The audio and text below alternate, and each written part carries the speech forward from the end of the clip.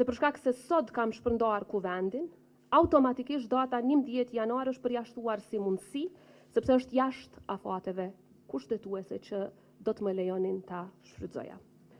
Sa i përket datës 4 janar, jemi njoftuar që nëse zgjedhjet mbahen në janar, sipas legjislacionit në fuqi dhe me që nuk kemi tashmë buxhet të miratuar për vitin e ardhshëm, atëherë KQZ-s do t'i lejohej sipas ligjit të përdor vetëm 1/12 e buxhetit të saj, që i bjen maksimum diku rreth 1 milion apo 1.5 milion. Përderisa për këto zgjedhje është kalkuluar që mesatarisht do të kushtojnë rreth 8 milion. Pra zgjedhjet në këtë datë është praktikisht e pamundur të mbahen për shkak të pamundësisë që të shfrytëzohet buxheti në janar ashtu siç thot ligji.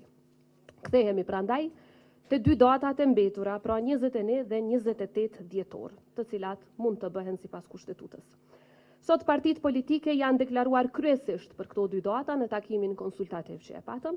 8 parti sot janë deklaruar për datën 28 dhjetor. 5 parti janë deklaruar për datën 21 dhjetor, kurse 3 parti kanë thënë që cila do nga këto data është në rregull.